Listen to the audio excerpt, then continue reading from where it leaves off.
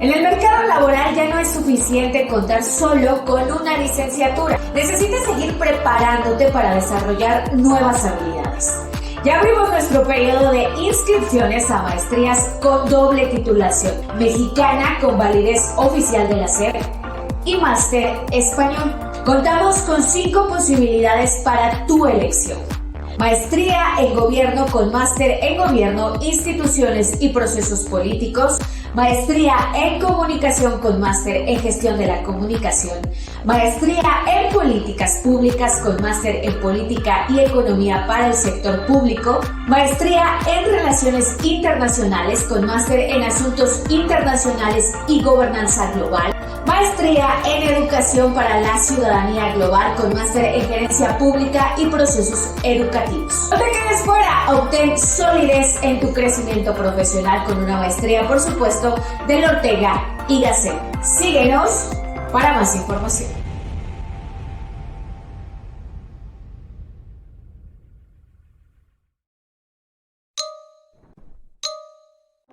Diseña campañas de comunicación, discursos eficaces y gestiona su impacto comunicativo por canales online y offline. En la maestría en comunicación con máster en gestión de la comunicación, te ofrecemos un programa transversal con una mirada plural.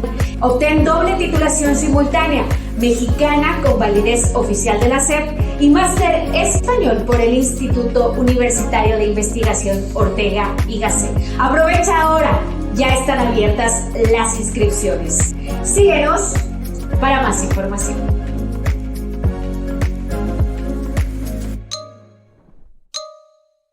Diseña campañas de comunicación, discursos eficaces y gestiona su impacto comunicativo por canales online y offline. En la maestría en comunicación con máster en gestión de la comunicación, te ofrecemos un programa transversal con una mirada plural. Obtén doble titulación simultánea, mexicana con validez oficial de la SEP y máster español por el Instituto Universitario de Investigación Ortega y Gasset. Aprovecha ahora, ya están abiertas las inscripciones. Síguenos para más información.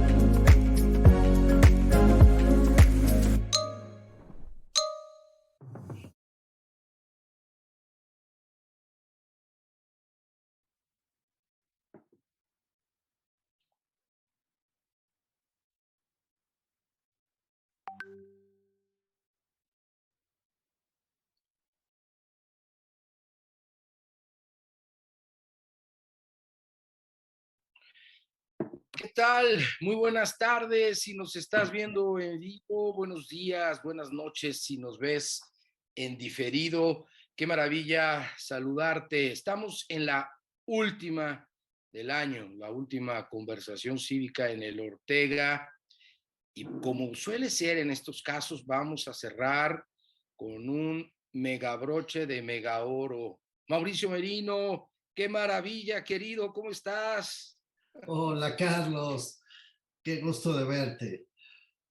En verdad que el gusto, y déjame decirlo, querido, sabes el afecto y el respeto que te tengo aquilatado por los años. El honor es mío y sin duda del instituto y de quienes nos hacen el favor de acompañarnos.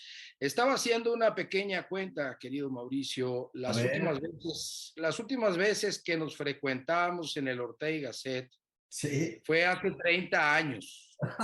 30. Pero allá en Madrid.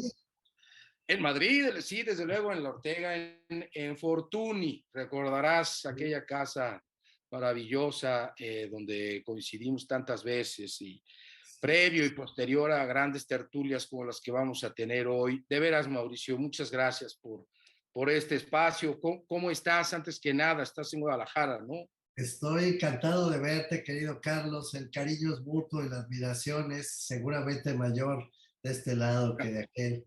Así que encantado de estar contigo. Y bueno, pues en mi casa, ¿no? Yo me siento egresado de la Ortega y Gasset y pues nada, me da muchísimo gusto colaborar con esta magnífica institución.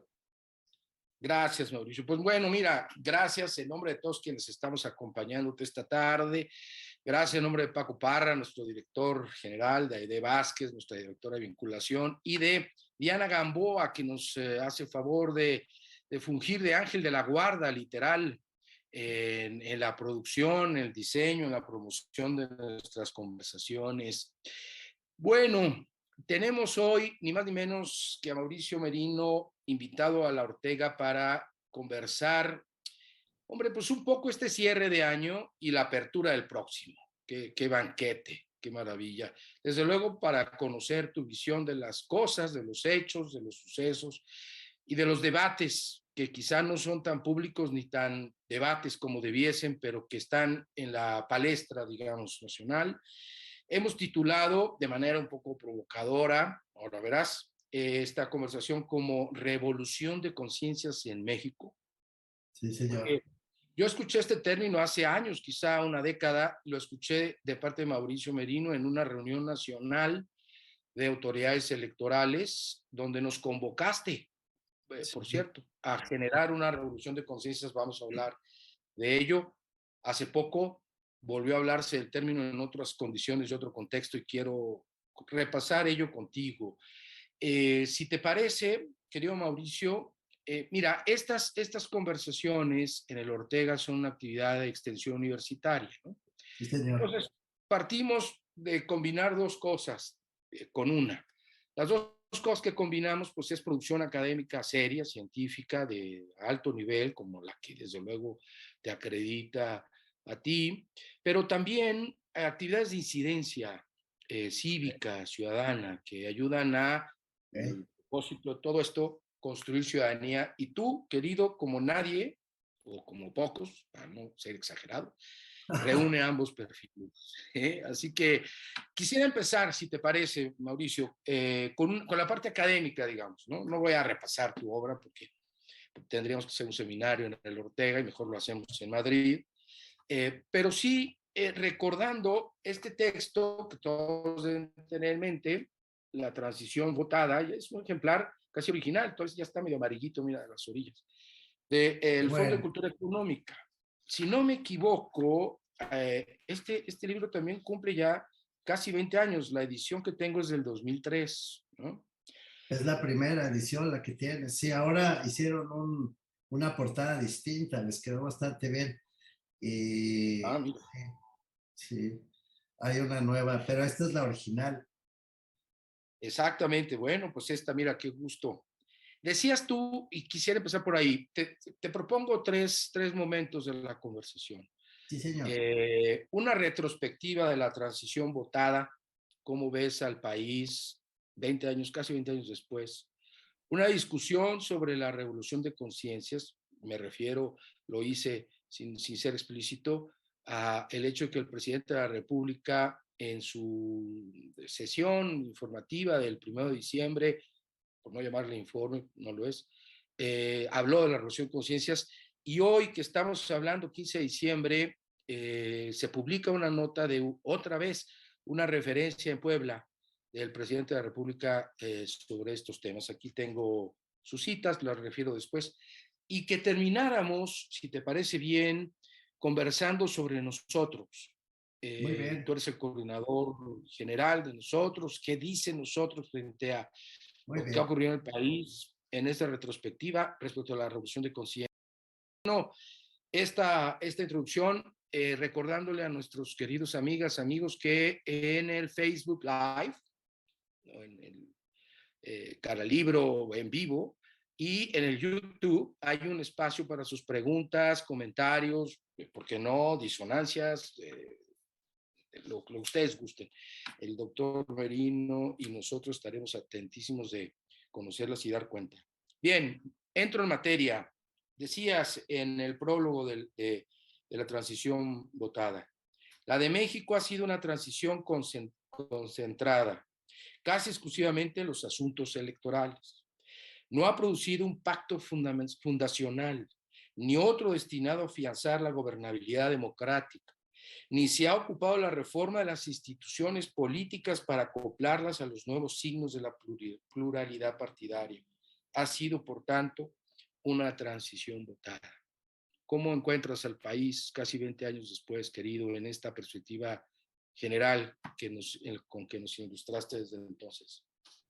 Gracias, Carlos. De veras, muchas gracias por tu generosidad y por tu calidez. Me tienes conmovido en esta introducción, te lo digo de todo corazón. Pues voy al grano. Efectivamente, en aquella reflexión, que fue una reflexión añejada, deja de ponerlo así, por los años que pasé trabajando para el IFE, fueron 7 años de estar trabajando para esa institución que me permitió ver muy de cerca los procesos, no solo electorales, sino sobre todo, o junto a lo electoral, para decirlo con más precisión, los procesos políticos que se venían dando pues desde antes del 96 y del 96 hasta el 2003. Entonces yo observaba que, pues sí, se estaba construyendo un andamiaje importante, fue muy difícil construirlo, muy complicado, técnica y políticamente complicado, entrar a esa lógica de construcción institucional. Por institucional quiere decir reglas, procedimientos. Tú mismo, Carlos, fuiste parte de ese mismo proceso, te consta, estuviste ahí también y fuiste un actor principalísimo de aquellos procesos en su momento. Entonces, pues no te cuento nada que tú no sepas, pero el auditorio vale la pena recordarle que fueron años de filigrana institucional, por así decirlo, donde cada decisión era importante para darle validez a los procesos electorales. Pero entonces empezó a ser cada vez más evidente, primero, que no se estaba haciendo una labor de filigrana equivalente para el ejercicio democrático de la autoridad concedida en las urnas. Se hizo para la distribución del poder, pero no para el ejercicio del poder. Entonces, bueno, era muy evidente ya para el 2003, cuando dejé el IFE, ya podía yo escribir este libro con tranquilidad de conciencia, digamos, que efectivamente todo este esfuerzo electoral podía verse amenazado con el correr de los años, como lo dice ese libro en el 2003. Afortunadamente está ahí la primera edición que tú tienes en la mano.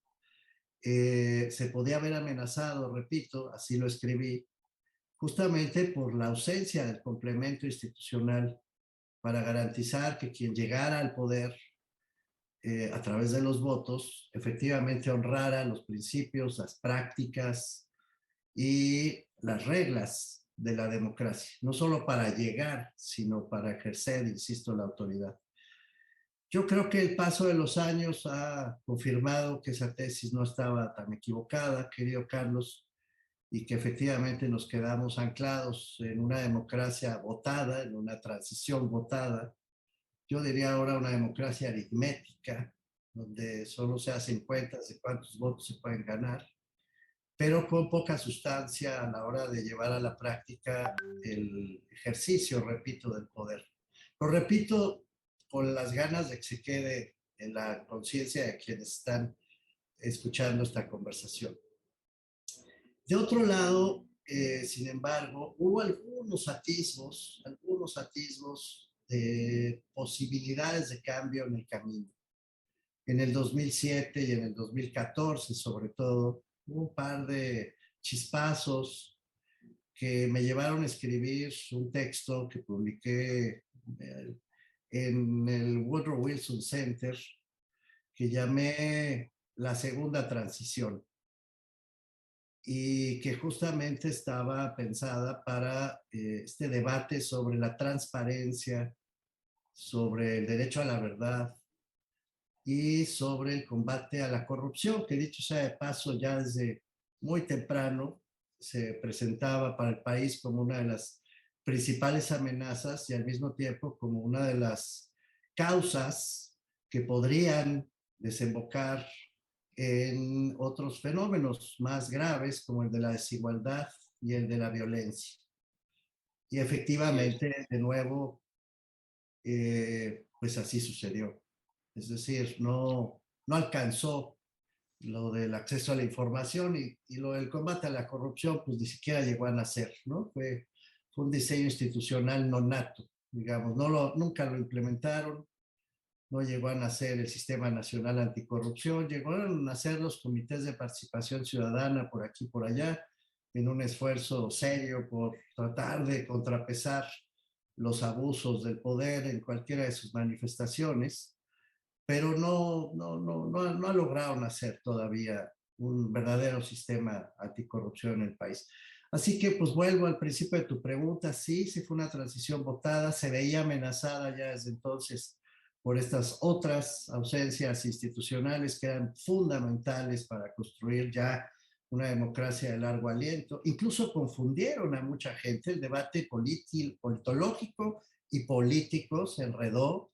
Algunos decían, no, es que nunca hubo transición a la democracia, justo porque solo veían el lado del ejercicio democrático de la autoridad y se les olvidaba lo electoral. Y otros decíamos, no, sí, hubo transición a la democracia, pero falta consolidar este esfuerzo desde el otro lado. Mi opinión hoy, Carlos, es que pues así fue, no se logró consolidar y hoy estamos, lo digo con mucha tristeza, estamos en un proceso de involución democrática y me parece que eso ya nos mete en otro territorio muy distinto del que teníamos al principio del siglo XXI, muy distinto. Mi querido Mauricio, bueno, pues como siempre, muy interesante y me enganchas en muchos de los argumentos, no quiero perderme, pero a ver, me detengo en esto último y te ruego que nos ayudes a comprenderlo mejor. A ver, no solamente no se consolidó la transición, que además era una transición, digamos, de alguna manera limitada, sino limitada al mundo electoral. Hombre, que tampoco fue poca cosa, ¿no? O sea, vaya que cambió el país, vaya que cambió la política, etcétera, ¿de acuerdo? Pero estamos además en un escenario donde esto se ha, digamos, empantanado y hay un proceso de involución. Me gustaría que nos comentaras un poco sobre este tema y me hiciste recordar una conferencia de un expresidente chileno hace algunos años que decía que en las democracias contemporáneas, modernas, desde luego se nutrían o se identificaban por mecanismos, procedimientos, instituciones para el acceso al poder, ¿no? Entonces, sí. En México habíamos medio resuelto, digo medio porque todavía tenemos muchas cosas de calidad de democracia, etcétera. No se resolvió, sí. Pero ya lo habíamos resuelto, o lo hemos resuelto, el acceso. Pero hay otros dos contenidos, tú lo dices, el ejercicio del poder, cómo se ejerce ese poder y el control del poder. Porque es probable que si alguna palabra, además de la de diálogo, define la democracia, es la del control, ¿no? En función de los poderes, no el poder, sino los poderes que además deben estar así poliárquicos, diría Robert Dahl, ¿no? Entonces, a ver, la involución, y después de tu respuesta te presento, porque debo presentarte, aunque todos y todas te conocemos. Iba a decir de sobra, pero tampoco, te conocemos y mucho y con mucha estima. Cuéntanos un poquito más esto, ¿cómo estás? ¿Qué estás viendo tú como para que estemos involucionando? Bueno, ya que citaste a Robert Dahl, me permito recordar que Robert Dahl y además este grupo de politólogos que en su momento estudiaron los procesos de transición a la democracia desde regímenes autoritarios, poniendo atención en América Latina, pero también en Europa del Este. Es un grupo muy interesante de autores. Estoy pensando en Guillermo O'Donnell, en Lawrence Whitehead, en Adam Przeworski, en Alfred Stepan, todos estos que fueron creando este marco, ¿no? Que acabó dominando en buena medida y por mucho tiempo el debate de la ciencia política global. No solo ponían el acento en este doble track, en este doble ruta, ¿no? Cómo se distribuye el poder, sin duda, y con qué actores se distribuye el poder, son los partidos políticos y los ciudadanos, sino el otro track que acompaña al ejercicio de la autoridad por el medio del control democrático del poder, con contrapesos suficientes, de tal manera que quien se haga del poder no acaba convirtiéndose en una ruta para refrendar posturas, decisiones unilaterales, autoritarias, sino que se mantenga la pluralidad vigente y se mantenga sobre todo la vigencia de las reglas del juego establecidas. Es decir, dicho de otra manera, que el Estado de Derecho no sucumba a la voluntad del elegido, de quien gana las elecciones. El Estado de Derecho arriba, o sea, el derecho por encima de las personas y no los votos por encima del derecho. Creo que lo digo con suficiente claridad. Robert Dahl además añadió la deliberación pública. Él decía, incluso para poder llegar a un proceso electoral que se precie de ser verdaderamente democrático, no basta contar votos, sino que los votos efectivamente tengan un margen de libertad y de conciencia suficiente a partir de la verdad, a partir de la deliberación de los datos, a partir de la información y a partir de la calidad de los ciudadanos que usan esa información. Una deliberación pública no es solo sentarse a pelear o a debatir o a polemizar, sino una deliberación que está basada en la información, que está basada en la verdad. La verdad entendida no como un asunto filosófico, querido Carlos, porque eso quién sabe qué cosa sea, sino en los hechos, ¿no? En los asuntos fácticos, en la posibilidad de constatar con evidencia lo que se dice, lo que se afirma o lo que se niega, pues, o lo que se contradice, si quieres ponerlo así. En cualquiera de las manifestaciones, estar basado en evidencia y que esa evidencia sea libre, sea abierta, esté disponible para todas las personas. Y por lo tanto, cuando llegas a la urna, pues efectivamente tengas un marco de información y de conciencia suficiente como para votar, pues eso, ¿no? Con una elección individualmente planteada y a conciencia de qué es lo que estás haciendo. Esto lo decían ya aquellos clásicos, por eso lo cité, yo convalido, la verdad, comparto esa misma visión.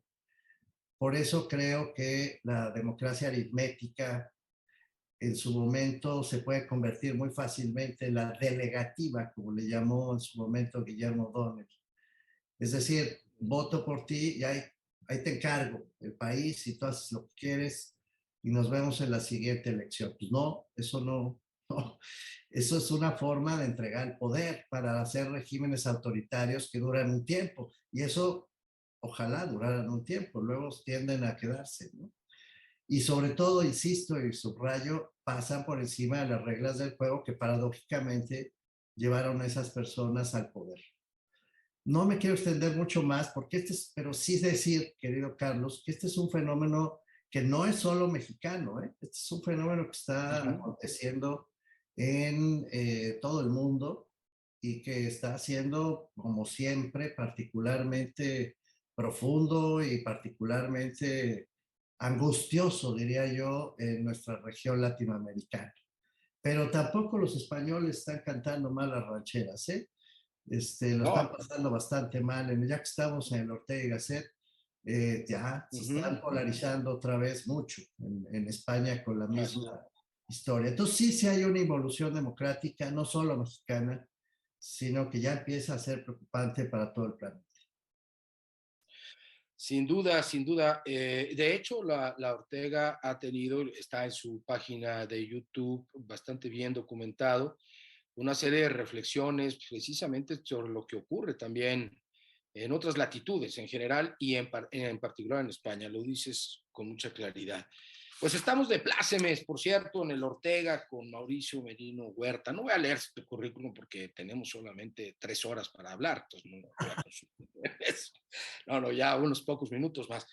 Mauricio es ahora director del Instituto de Investigación en Rendición de Cuentas y Combate a la Corrupción en la Universidad de Guadalajara. Ahora nos comentas un poquito de qué va.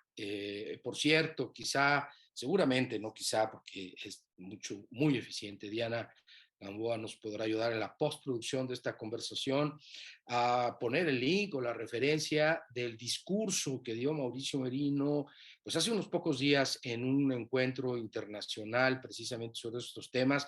Yo lo recibí, Mauricio, por lo menos 5 veces, distribuido en WhatsApp por amigos, amigas, que lo compartían con vehemencia, como yo lo hago y como invito a que la Ortega lo haga en esta emisión. Pero bueno, ahora dirige el Instituto de Investigación en Rendición de Cuentas y Combate a la Corrupción, es doctor en Ciencia Política y Sociología por la Universidad Complutense de Madrid, miembro del Sistema Nacional de Investigadores y de la Academia Mexicana de Ciencias. Dice su currículum en la Universidad Veracruzana, ha escrito 5 libros y coordinado otros 15 derivados de un número igual de proyectos de investigación. Es coordinador general. Está un poco atrasado ese currículum. Sí, bueno, pues mira, que lo busqué arduamente. No soy tan buen investigador como se acredita esta situación. Bien, y además coordinador general de nosotros. Con eso vamos a terminar esta conversación. Antes de pasar a la revolución de conciencias, querido, a ver, democracia aritmética y sus riesgos, absolutamente claro y además de acuerdo, la necesidad de una deliberación pública en un sentido mucho más amplio que simplemente tener encuestas y programas de discusión los lunes en la noche, ¿no? Una deliberación en serio, como la acabas de plantear y como tú te has obstinado, casi diría, en promover sin lugar a dudas. Esto, que no es un fenómeno ni exclusivo de México y diría ni nuevo tampoco, es parte de estos síntomas, signos de la involución democrática. Me conectas además ahora, y quiero ir a ello deliberadamente, con otro autor también muy conocido por ti, Dieter Nolgen, ¿no? Que refiere sobre un estudioso muy reconocido en el mundo alemán sobre procesos electorales, pero él dice, bueno, todo lo que estudiamos sobre sistemas electorales, pues sí, muy bien, pero hay que tener en cuenta una palabra casi mágica, querido, que es el contexto, ¿no? Sí, Que determina en mucho. última instancia la forma de operar incluso los mejores sistemas. Y termino. Hace poco tuve la fortuna de participar en una conversación contigo donde caíamos en cuenta, seguido tus argumentos, de que la situación mexicana, el contexto, ojo, estoy hablando de una visión holística, pues, general, Sí, sí. el contenido, bueno, y históricamente determinada, obvio, pero que el contexto mexicano era bastante parecido en términos de esta escasez y de la, digamos, baja calidad de lo poco de debate público que hay en México, similar al momento de la República Española, ¿no? Tú nos comentabas, y hablando del Ortega, creo que es un buen lugar para decirlo. Esta involución, esta democracia aritmética que de alguna manera se aplicó en la República Española y luego vinieron todos los aquelarres, déjame decirlo así, que terminaron en el levantamiento del 39, perdón, del 36 al 39 de la guerra. Incluso lo escribiste en tus columnas, tiene algún símil con aquel momento. Lo podemos conectar con este asunto de la polarización y del debate público. Es que lo dices muy bien, nuestro querido amigo y profesor Dieter Nollen, a quien le tenemos mucho cariño, le hemos tenido mucho cariño, profesor de Heidelberg, por cierto. Sí, ha sido muy tenaz en poner el contexto como condición para hacer un buen análisis de ciencia política y de sociología también. Y tiene toda la razón. Y en este sentido, yo creo que el contexto mexicano ha contribuido a hacer un poco más, y a veces mucho más graves, las tendencias que están recorriendo a otros países.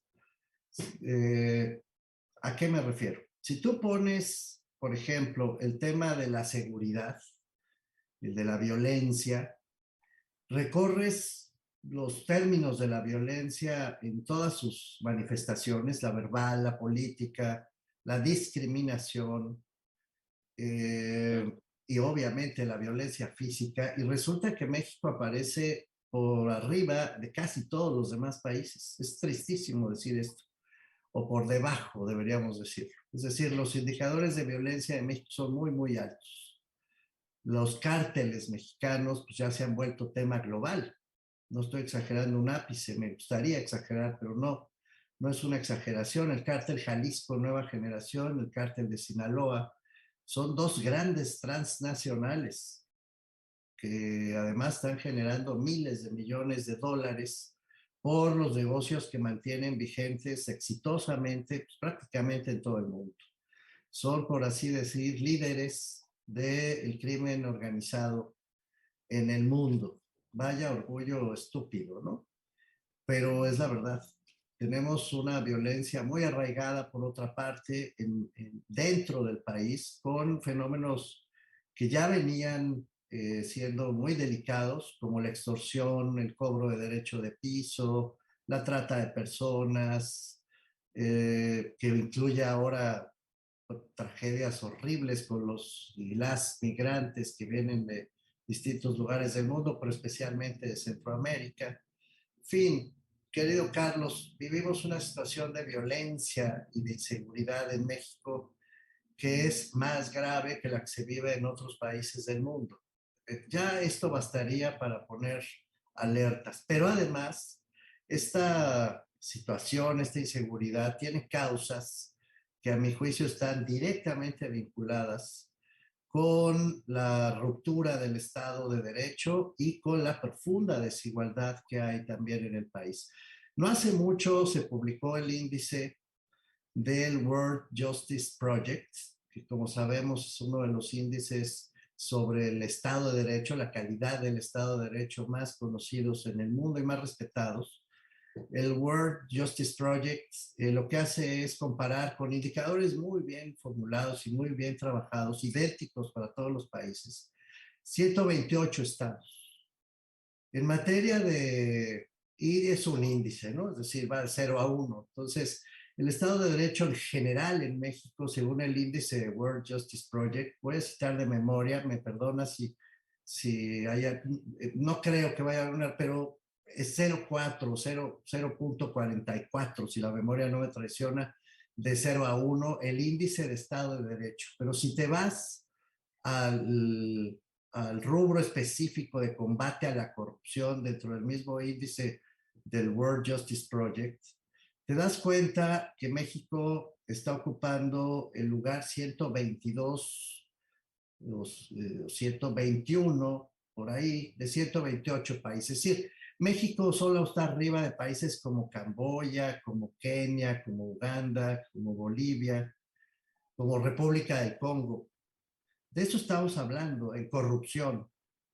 El valor de la corrupción per cápita, según los datos ahora de INEGI, vuelvo a citar de memoria, Carlos, pues es de alrededor de 3,800 pesos per cápita en la última edición que emitió el INEGI sobre esta materia, apenas el 9 de diciembre pasado, en ocasión de este día, 9 de diciembre, que la ONU dedicó como Día Internacional contra la Corrupción o de combate a la corrupción. Entonces, el INEGI publicó todos estos datos, ¿no? Por cierto, esta cifra es mayor, es mucho mayor, diría yo, que la cifra que había en 2013, cuando, es decir, es 1,700 pesos per cápita más que en 2013. Entonces, te decía yo que se quedó trunco el combate a la corrupción y no estoy exagerando, ahí está la evidencia, ¿no? No, es decir, hoy la corrupción le cuesta más per cápita a las personas y le pega más a los pobres también, a las personas con menos ingresos que a los ricos, como siempre. A esto se le añade, querido Carlos, mediciones, cito otras, solo para ilustrar mi punto, como la del World Inequality Lab, que es otra organización de varios, formada por economistas muy reputados como Thomas Piketty o Thomas Piketty, el famoso Piketty, el del capital en el siglo XXI, ¿no? Pero también es Lucas Chancer y otros economistas muy acreditados, no van a jugar, ¿no? Con su prestigio. Y ellos tienen estos datos del World Inequality Lab. En esos datos del World Inequality Lab, otra vez, México aparece, la desigualdad en el mundo es brutal, ¿no? Y en el siglo XXI se ha acrecentado. Durante el siglo XXI, el 1% más rico del mundo ha aumentado su riqueza y la gran mayoría de la población mundial ha disminuido su riqueza. Y vuelvo a la carga, este es un fenómeno global, pero cuando uno va a México, se profundiza.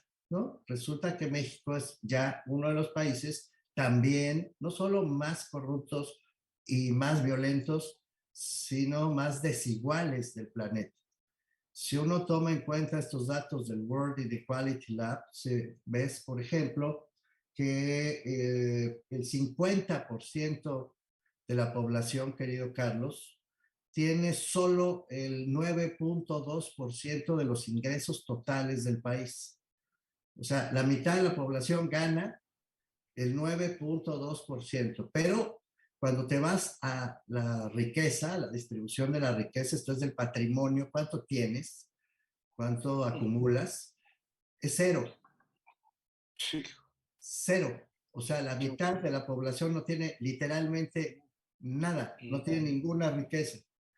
En cambio, te vas al 10% más alto de la población y resulta que la acumulación de la riqueza para el 10% de la población es 78% de la riqueza total de México.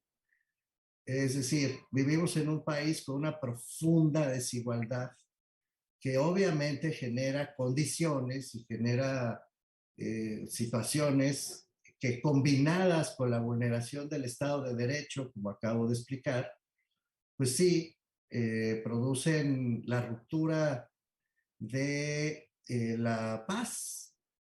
Sigue teniendo razón Benito Juárez. Entre los individuos como entre las naciones, el respeto al derecho es la paz. Lo sintetizo, el respeto al derecho es la paz. Cuando se rompen las reglas que establece el derecho, no hay paz.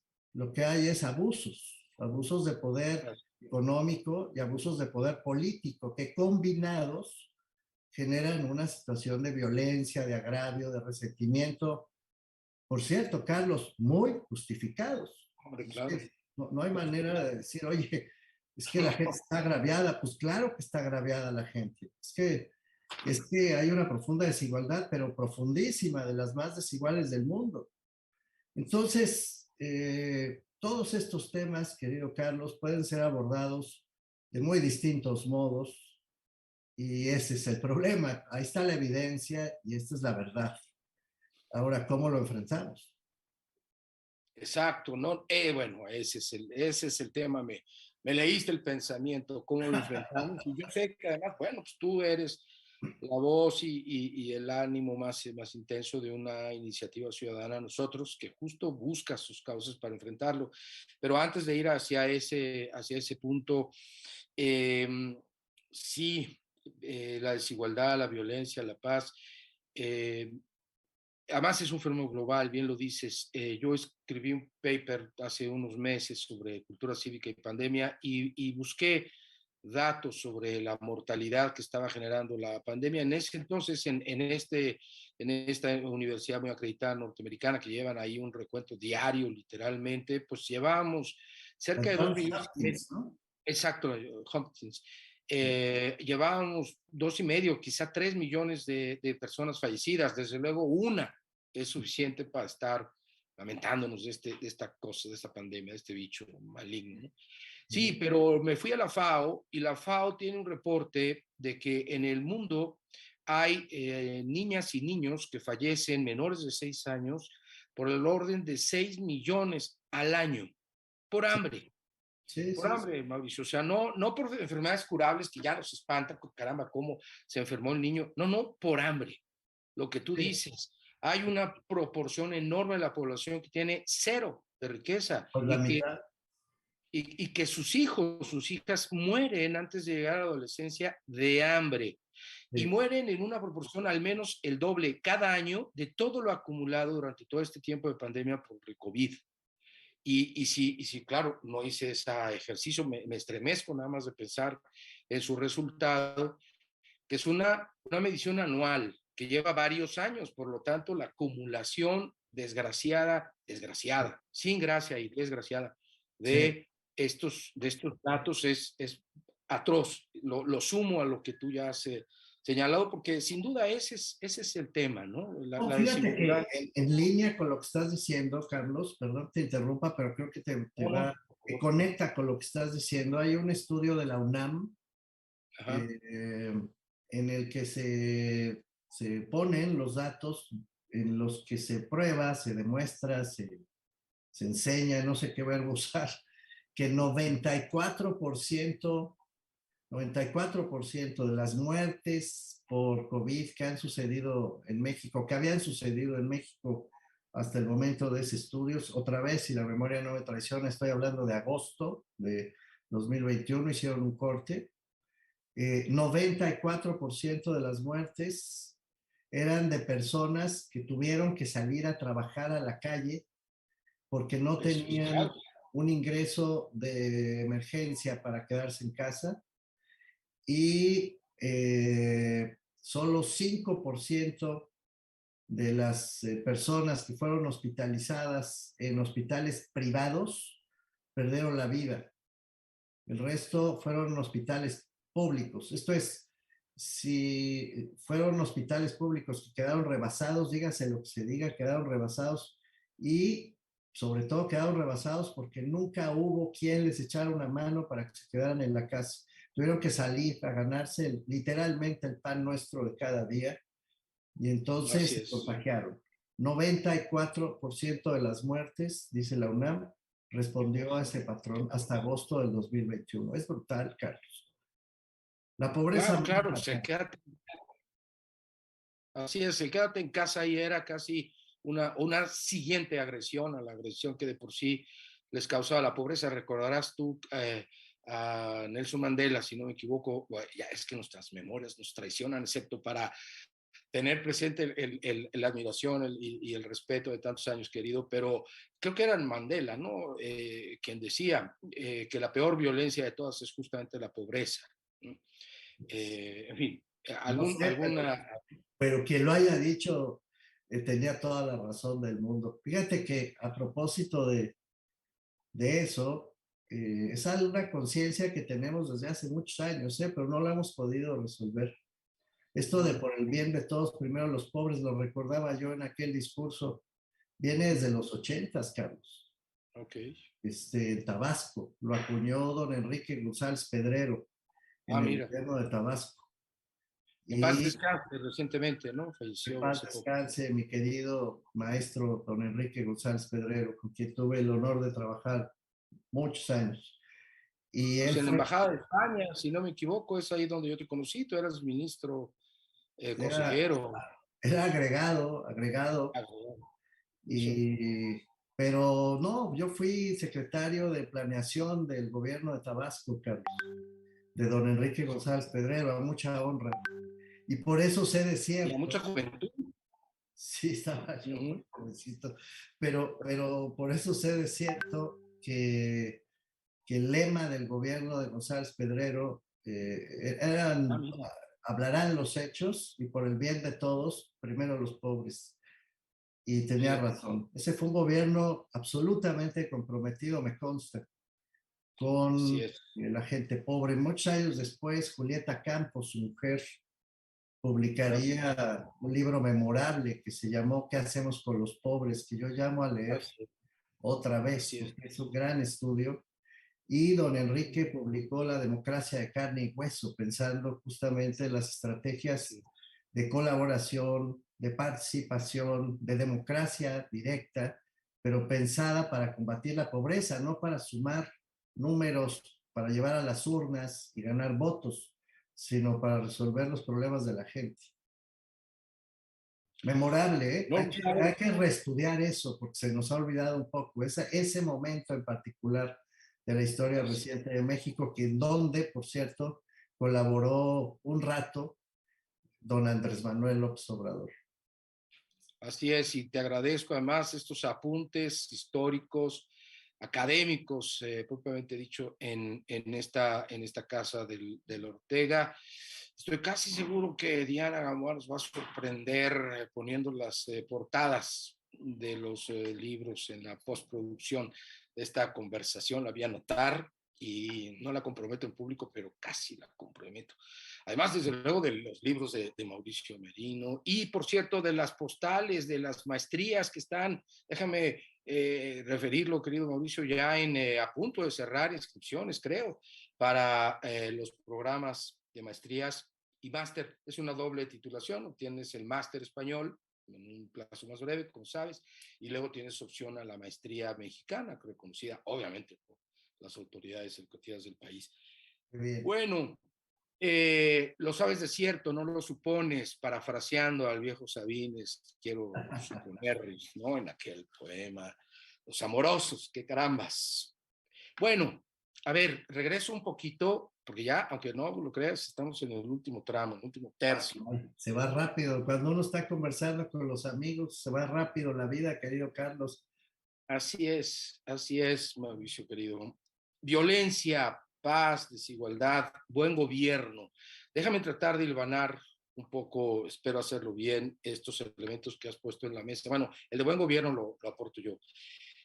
La violencia, violencias, ¿no? Que lamentablemente son diversas, son múltiples, todas que hacen daño a las personas, a sus comunidades. La paz, que yo eso lo aprendí en nosotros, contigo, con Guillermo López Portillo, que la paz no es la paz en negativo, la ausencia de violencia o de guerra, ¿no? La paz es sobre todo la construcción de ciertas condiciones que Sí. permiten que una sociedad viva en paz, o sea, una sociedad como la nuestra, desigual, atacada por la corrupción, violentada por todos lados, ¿cómo puede ser pacífica?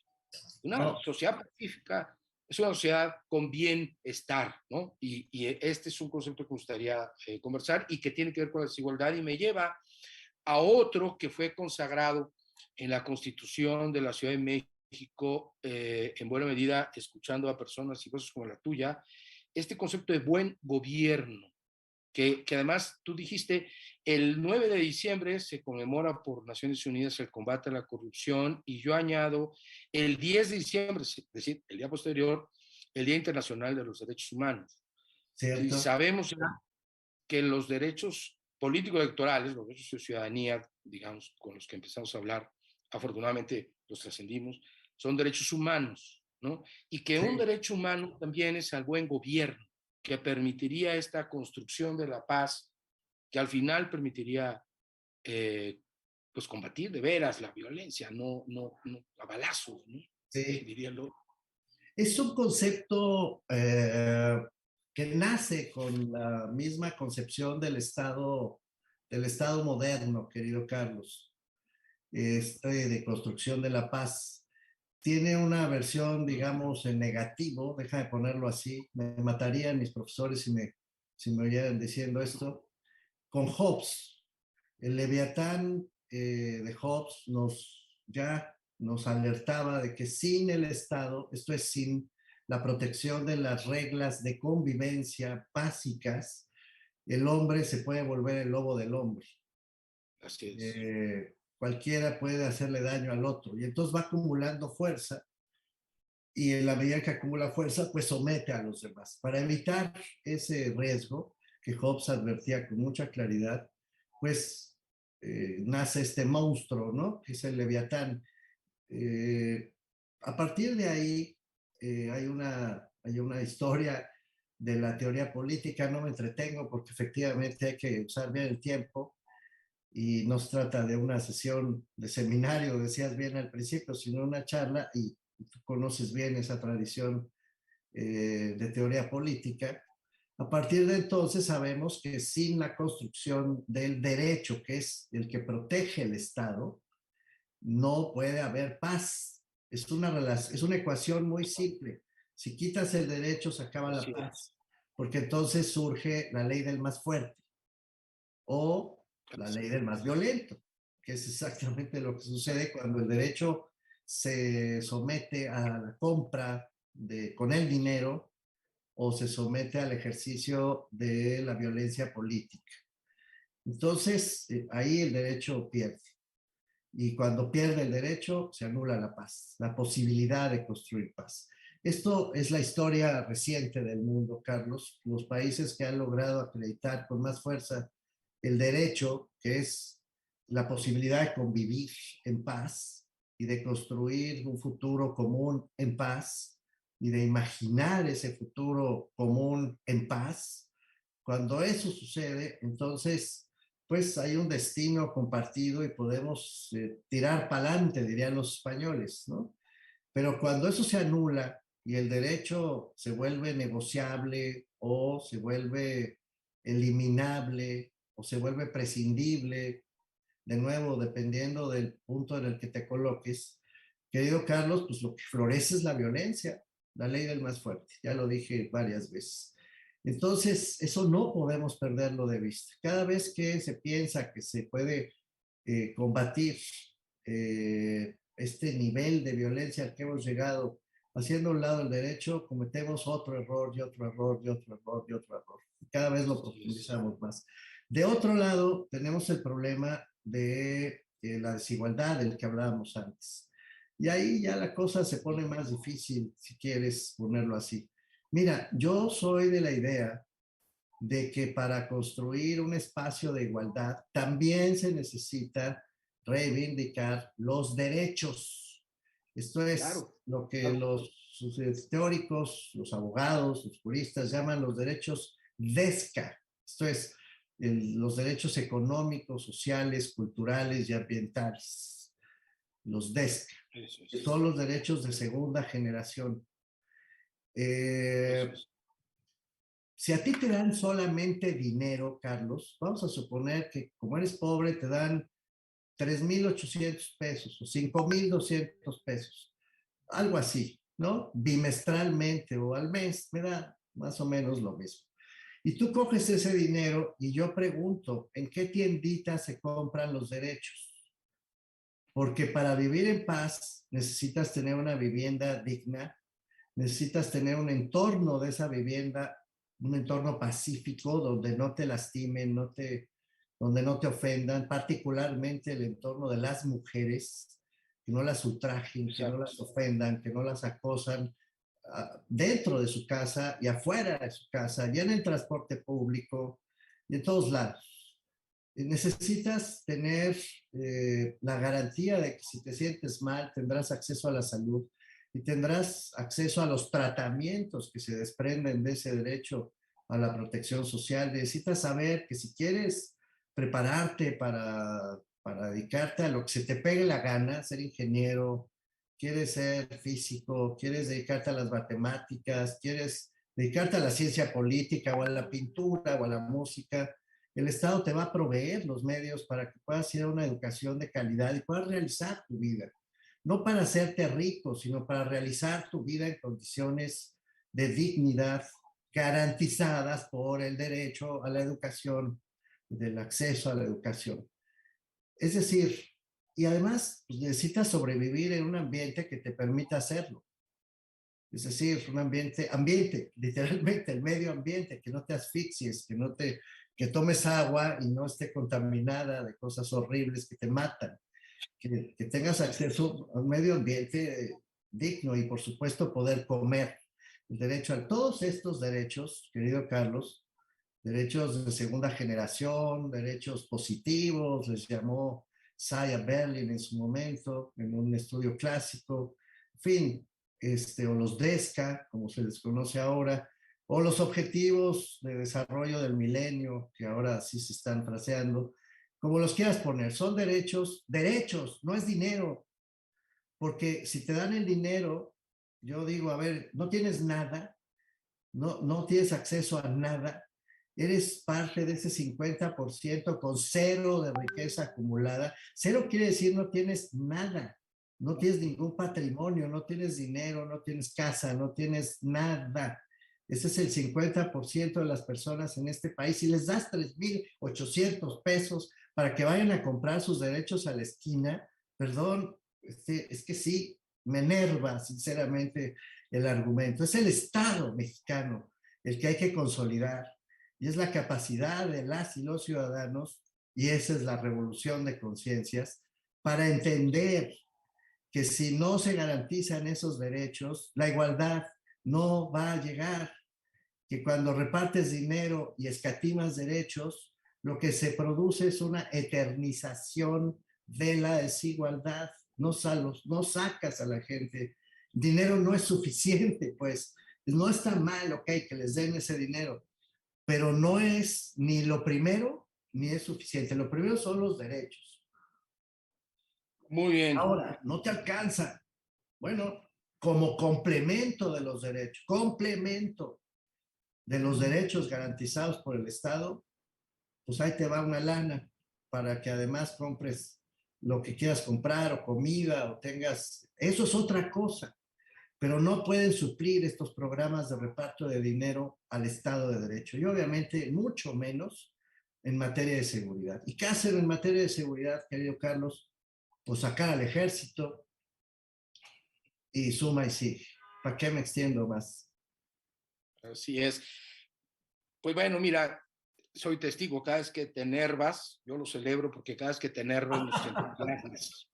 Tú te enervas y nosotros nos entusiasmamos, nos das claridad. Es muy claro, muy puntual. Me recuerda con el tema de el derecho del más fuerte, del más violento, los más violentos. Bueno, está ahí Ferrajoli también hablando del derecho del más débil, ¿no? También No, lo que dice Ferrajoli es que los derechos fundamentales siempre son la protección del más débil, siempre. Hombre, quien se puede comprar la salud, querido Carlos, pues se la compra, va a los hospitales privados, ya te daba el dato del estudio de la UNAM, ¿no? Quien se puede pagar la educación y tiene, ¿no? Quien se la pague, pues la paga y se la compra. No, no, cuando hablamos de derechos fundamentales, estamos siempre hablando de los más débiles, siempre. Así Eso dice Ferrajoli. Yo estoy con Ferrajoli. Exacto, y ahora voy hacia la parte final, nosotros, y esta exigencia de derechos, ¿no? No se trata, incluso casi podemos decir, de otra cosa excepto exigir que los derechos que ya son nuestros, que están ahí, finalmente se cumplan. Hay una experiencia formidable de nosotros. Te pido que nos compartas un poco sobre esta propuesta, su naturaleza, sus avances, causa de cero desabasto, que ha generado una incidencia muy importante al punto de que el presidente de la República ya regañó a su gabinete por este desabasto de medicinas, ¿no?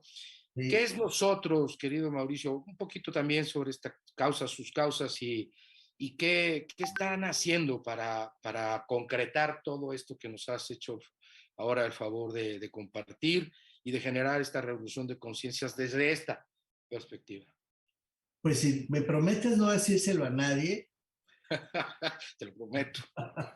Excepto a los cientos de miles de personas que nos van a ver. No, es que te iba a decir, es una suma de frustraciones, ¿no? La verdad. Nosotros nace de la constatación de que falta mucha participación organizada, consciente, política, no electoral, no electoral, no electoral. Si se escucha, ¿verdad? No electoral, sino participación política de ciudadanos conscientes, organizados, peleando por sus derechos. Repito, no electoral. Que ya advertíamos desde aquellos años del IFE.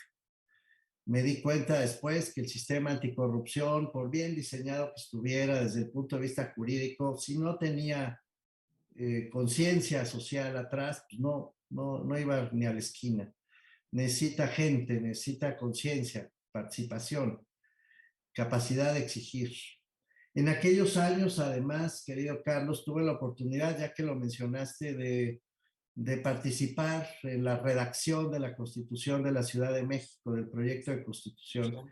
Y precisamente tuve el enorme privilegio de introducir a la Constitución en su proyecto original el derecho a la buena administración, justamente convocando, así se llama, derecho a la buena administración, para tratar de... título. Sí, sí. Es todo un título, digo. Es todo un título, sí. Así es. Logré colar ahí un título que, por cierto, pasó bastante bien ya en la Constituyente. Yo participé en la redacción de la Constitución y luego pasó a la Constituyente. Y ese título fue el que se aprobó primero. Sí. Y bueno, pues quería también subrayar la necesidad de crear las condiciones jurídicas, pero sin gente, pues es otra vez, ¿no?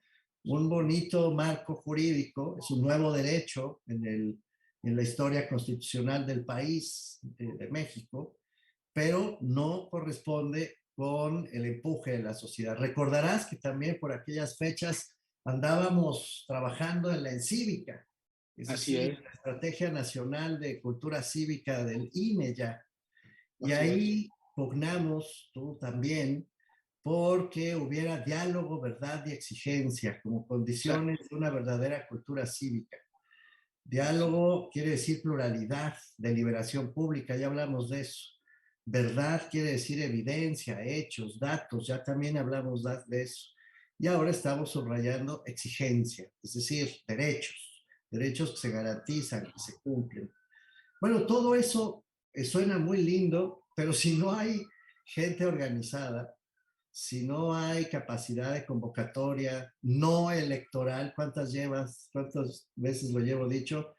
Entonces, querido Carlos, pues todo se vuelve quimérico, se vuelve un espacio deseable, pero con gente muy pobre, muy capturable, con gente muy enojada, con gente muy resentida por la desigualdad, con razón, que además es estimulada desde el poder político para que ese resentimiento se convierta en votos y se vuelva organización electoral, en aritmética, en la democracia aritmética de la que hablé antes. Y entonces es un círculo vicioso inagotable, ¿no? Nosotros, nosotras, nosotres, porque le quitamos la tercera O para que cada quien lo pronuncie como quiera, desde su género y desde sus preferencias, pues lo que quiere es poco a poco ir poniendo ahí tabiques de conciencia sobre este problema de fondo de la igualdad y este problema de fondo de la violencia y de este problema de fondo de la corrupción, de los que hemos hablado, querido Carlos. Poco a poco, ahí va, es un movimiento que en efecto ha pugnado por el derecho laboral de las trabajadoras del hogar, logramos cambios importantes en esa materia, estamos abanderando a las y los trabajadores de plataformas digitales y en general de las y los trabajadores que participan de grandes empresas transnacionales sin ser reconocidos como trabajadores. Eso incluye a los repartidores, a los choferes, pero incluso a las personas que están en los estacionamientos de los centros comerciales y que pagan por trabajar. ¿No? Ya es el polvo. O sea, no solo no les reconocen el derecho laboral y el gobierno les hace caso, bueno, les da su dinerito, ¿no? Ya te digo, para ir a comprar derechos a la tienda de la esquina, pero no hay respeto a los derechos laborales. Estamos, en efecto, pugnando porque haya un abasto de medicamentos que corresponda con el tratamiento entregado en hospitales públicos. Estamos trabajando con los médicos en formación. Estamos trabajando con mucha gente, no te aburro, pero la tesis es la misma y la línea es la misma. Es defender los derechos. Nosotras, nosotros, nosotres, tiene este lema en mente desde el principio, Carlos, tú lo sabes, tú mismo has colaborado exigiendo transparencia en los partidos políticos y exigiendo que usen su dinero con honradez, por lo menos con claridad. Y ya ves que ni eso hacen, ¿no? sí, Los juniors de la democracia les llamo yo.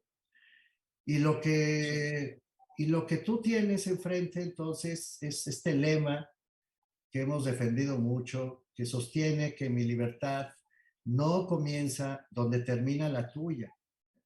Mi Así libertad es. comienza donde se une a la tuya, porque las libertades están basadas en los derechos. Y si no logramos armonizar los derechos de todas y de todos, pues siempre va a estar, deja de ponerlo en términos muy coloquiales, el gandalla o la gandalla, que se queda con el dinero, con el poder, con la representación, en fin, los oligopolios, las oligarquías de siempre, con este nombre o con el otro, ¿no? Da igual, a veces se llama PRI, a veces se llama, da lo mismo, ¿no? PAN, luego Morena, andamos en las mismas. Entonces, no, tenemos que pugnar, querido Carlos, por esa auténtica revolución de las conciencias para México. Exacto, porque dice nosotros, nosotras, nosotros, nosotres. Nosotros somos el poder, somos el Estado, somos la democracia y la verdad es que en esa expresión también se condensa mucho. Está la página de nosotros con X en la web. Ahí encontrarán justo lo que Mauricio nos comparte ahora y con una riqueza bastante apreciable. Yo destacaría también en esta revolución de conciencias de la que hablas, el programa LEAD, Liderazgo e Innovación para la Sí, Democracia, que tiene sí, nosotros y que justo construye ciudadanía. Pero no son clases de democracia, es construir competencias para que la gente decida y transforme su hábitat, su ambiente.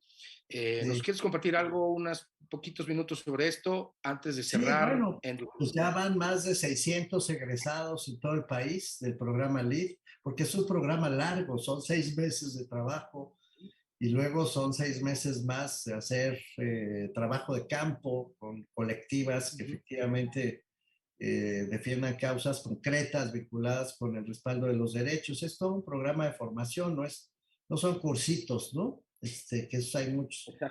Es un programa de formación y hasta ahora pues ya van más de 600 egresadas, 600 egresados en todo el país ya. Y ellas y ellos a su vez pues, están repitiendo la fórmula.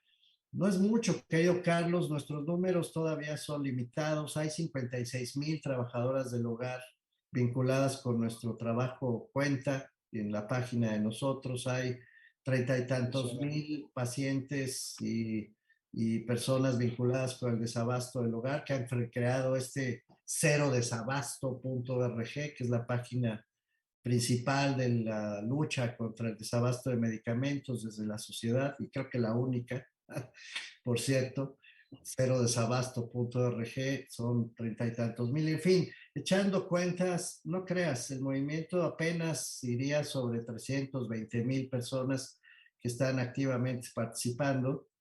Nos falta muchísimo, porque lo que necesitamos, un día preguntaron, bueno, pero ¿cuántas personas tendría que haber en nosotros, para que usted se sienta realmente contento? Les contesté 163 millones, porque ese es el número de México. mexicanas y de mexicanos que viven en el territorio y fuera del territorio, pero con todos los derechos como mexicanas y mexicanos. Mientras no tengamos conciencia todos, querido Carlos, pues vamos a seguir siendo presa de todos estos pleitos absurdos, de esta mala leche, diría yo, con la que hemos vivido y hemos venido devastando nuestra muy precaria ilusión democrática, que hoy está, ya decíamos al principio, en un grave, profundo de involución, proceso de involución. Pues estoy seguro que quienes nos acompañan comparten conmigo la convicción de que estamos cerrando este primer ciclo de conversaciones cívicas de la mejor manera posible, con este coraje y con este entusiasmo, con esta claridad también, querido Mauricio. Y cerramos además, que bueno, comentando sobre este esfuerzo de nosotros y de lo que está haciendo. Y yo destacaría también en este marasmo del que estamos, pues todavía no salimos y ya estamos a punto de entrar otra vez electoral, la campaña que falta de nosotros frente a las campañas que sobran, perdón que lo diga de esta manera, ¿no? Y con mucho respeto, que ya sabemos que los partidos políticos... No está mal, nosotros no está en contra de los partidos, ¿eh? No, por eso. Quiere partidos fuertes, quiere partidos con programas claros, quiere partidos con liderazgos bien definidos, que sepamos, porque es parte de la democracia, Carlos, que la gente sepa por quién va a votar, ¿no? Lo que pasa es que luego hacen unas mezclas horrorosas, ¿no? Entonces el PRI vuelve el PRD, el PAN, quién sabe qué cosa sea. Entonces, claro, desdibujan la posibilidad hasta de poder optar y eso está mal. No, nosotros quiere partidos fuertes, nosotros quiere gobiernos fuertes, nosotros quiere instituciones fuertes, pero quiere sobre todo ciudadanos fuertes, ya que estamos hablando de fuerza, ¿no? Es una expresión chocante porque, en fin, suena como machista, pero la verdad es que queremos que haya, sí, instituciones sólidas, si prefieres, partidos sólidos, gobiernos sólidos, pero esa tiene como condición de principio a una ciudadanía muy consciente. Entonces, pero nosotros, nosotras, no no quiere ser partido, justo porque todo el mundo cae en la trampa. Exactamente por eso. Hombre, tú y yo hemos participado de cualquier cantidad de conversaciones con amigas, con amigos, en los que siempre sale alguien diciendo, no, pero hay que hacer un nuevo partido y vamos a crear una nueva opción electoral y tal. Y bueno, mi posición siempre ha sido, pues lléguenle si quieren, yo no. Yo creo que hay que hacer la otra cosa y esa es la que estamos intentando, que es una opción política que no compite por los votos, no compite por los puestos, no compite en las elecciones, compite por las conciencias, porque ese es el complemento a una democracia sólida.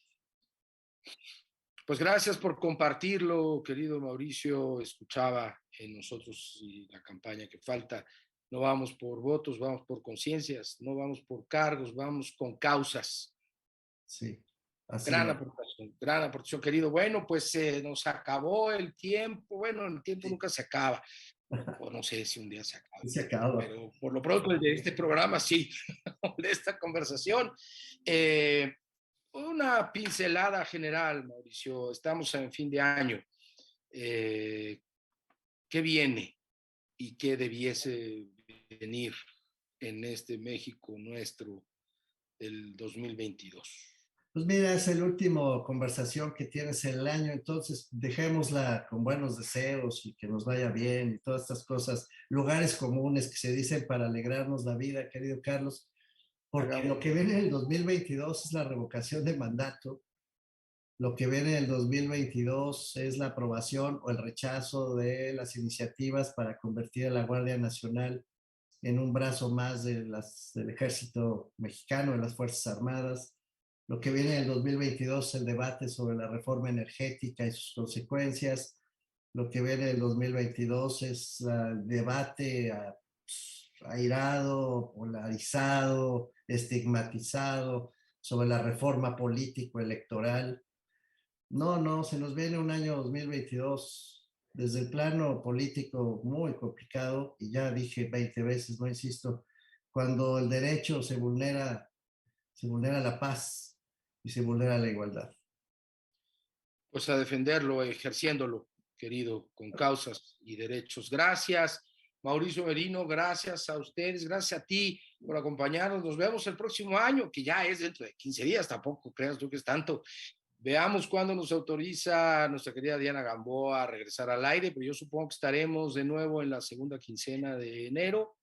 Vamos a iniciar ahora, querido Mauricio, un formato más bien quincenal para iniciar bien las cosas. Esta es tu casa, gracias, donde estoy, y el instituto también. Pues aquí también, bueno, están ustedes en su casa también, por cierto.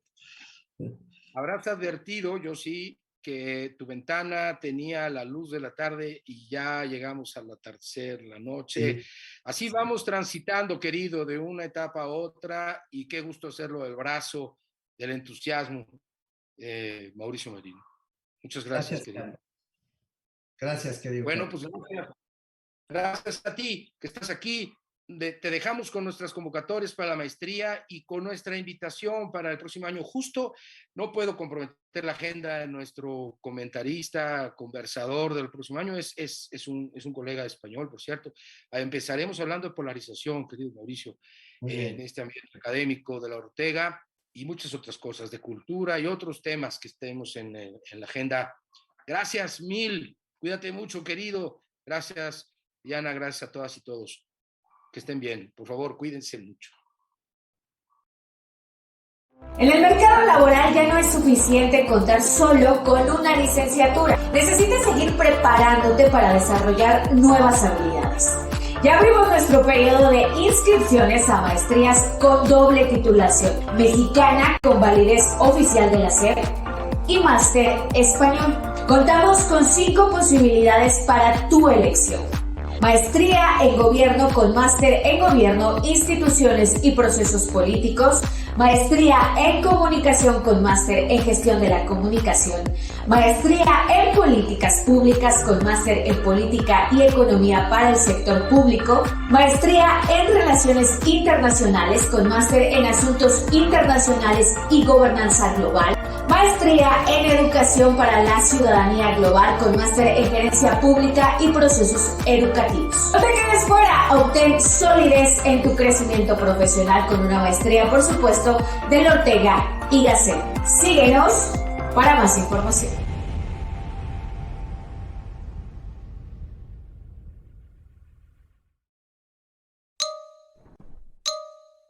En el mercado laboral ya no es suficiente contar solo con una licenciatura. Necesitas seguir preparándote para desarrollar nuevas habilidades. Ya abrimos nuestro periodo de inscripciones a maestrías con doble titulación, mexicana con validez oficial de la SEP y máster español. Contamos con 5 posibilidades para tu elección. Maestría en gobierno con máster en gobierno, instituciones y procesos políticos, maestría en comunicación con máster en gestión de la comunicación, maestría en políticas públicas con máster en política y economía para el sector público, maestría en relaciones internacionales con máster en asuntos internacionales y gobernanza global, maestría en educación para la ciudadanía global con máster en gerencia pública y procesos educativos. No te quedes fuera, obtén solidez en tu crecimiento profesional con una maestría, por supuesto, del Ortega y Gasset. Síguenos para más información.